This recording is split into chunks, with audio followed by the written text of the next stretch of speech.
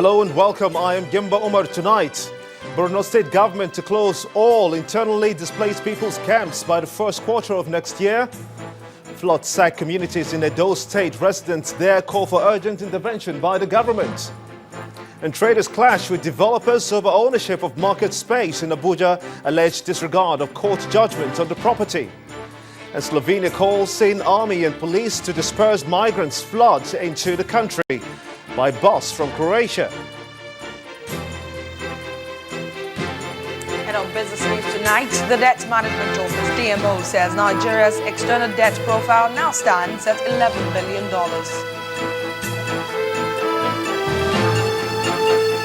And in sports news tonight, Nigeria defeats Burkina Faso 2-0 in the first leg of the 2016 African Nations Championship qualifier.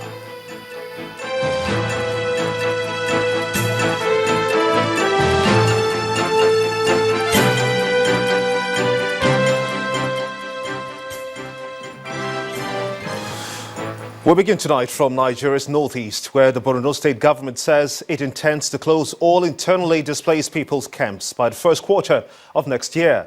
3 out of the 20 local councils displaced by insurgents since early this year have concluded plans to return to the original homes following its liberation. The National Emergency Management Agency is now challenging its intervention program towards rebuilding of destroyed communities.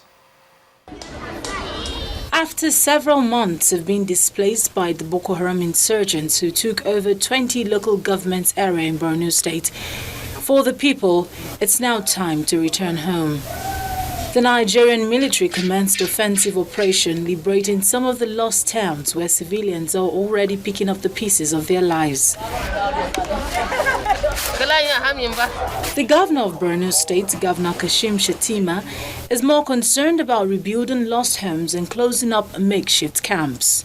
I wish to call on all NGOs and other humanitarian outreach, UN organizations, to look beyond taking care of the IDP camps. We have to make effort towards resettling our people. IDP camps, we hope to round them up in the first quarter of next year. Inshallah, peace shall descend on our beloved state in the next 2-3 months, and our people need to go back home, resettle, and pick up the pieces of their lives. The Nigerian Emergency Management Agency, on the other hand, has donated building materials to some of the communities. All donor agencies that are working in the Northeast, especially in Maiduguri, that whatever intervention they are going to do in Maiduguri should be geared towards rehabilitation and reconstruction of the affected communities. We have since passed the emergency phase of this intervention, and both the federal government and state government are making serious effort in ensuring that those communities that have been affected by the insurgency are built back better. A Boko Haram suspect chased and arrested by the youth vigilante group who confessed to masterminding recent suicide bombing was later paraded before the state governor. The Senate Minority Leader and former Governor of Akpabio State, Senator Akpabio, is back at the office of the Economic and Financial Crimes Commission, the EFCC, where he's presently being quizzed. Senator Akpabio arrived at the EFCC office at about 11 a.m. Earlier, he said that he has nothing to hide about his tenure as governor of the state. Senator Akpabio was invited yesterday to the Abuja headquarters of the EFCC over a petition dated June 22, 2015, and addressed to President Muhammadu Buhari and the EFCC.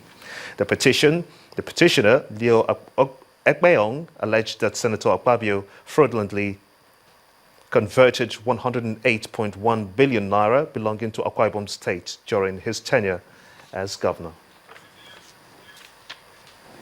Several communities on the bank of the river Niger in Esako, central local government area of Edo State, are currently being ravaged by floods due to the rise in water levels from the river Niger, as well as heavy rainfall. The residents say that the heavy rains has led to loss of their homes, their farmlands and other properties worth millions of naira.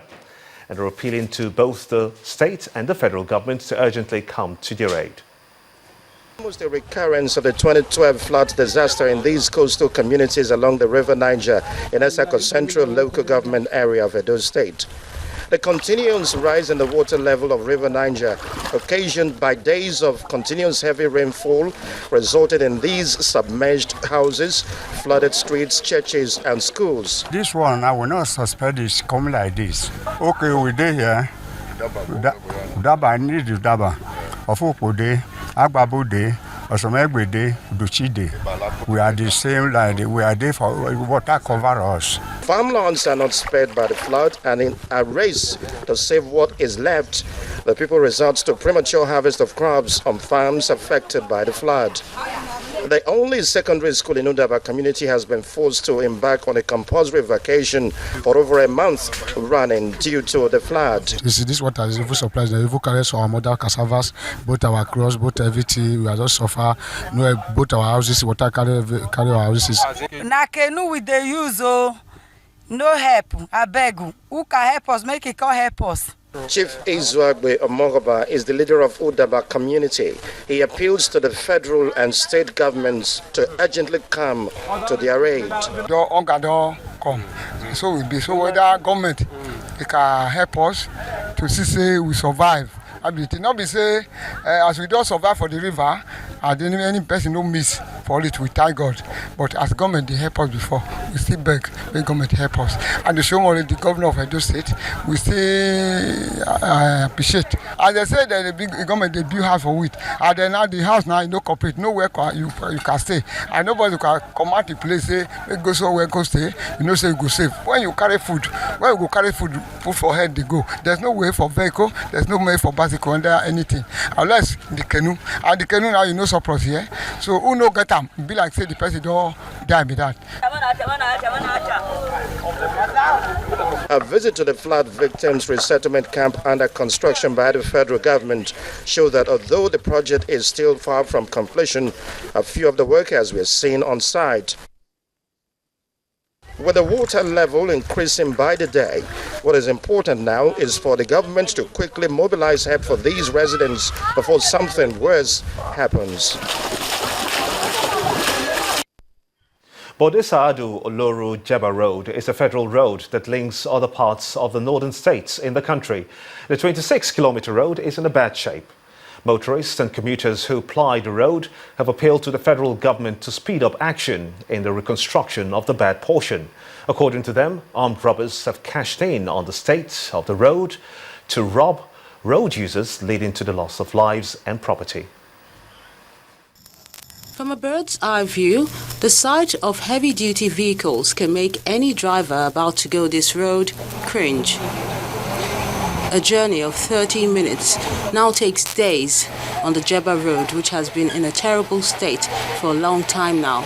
But with the rains, it seems to have gotten worse. The potholes have grown bigger and consumed the heavy-duty vehicles. The telltale signs are there. It's a lesson in perseverance, not for the faint-hearted, as anything can go wrong while trying to maneuver. And the sight of those who have fallen along the way adds to the headache. Take Mr. Stephen Owen, for instance. This driver has been stuck at a spot for days now. At the moment, he's at a crossroad. Okay, we have been here since I'll be here from Monday to Sunday now. But now we don't do here now, no way, no going, no coming. So we don't know what to do now. Other desperate and broke drivers like himself decide to take the risky route to help themselves out by taking fuel from one of the tankers which has broken down. There are those that have taken advantage of this ugly scenario, playing the role of traffic warding as a way to fill their bellies and keep them out of trouble.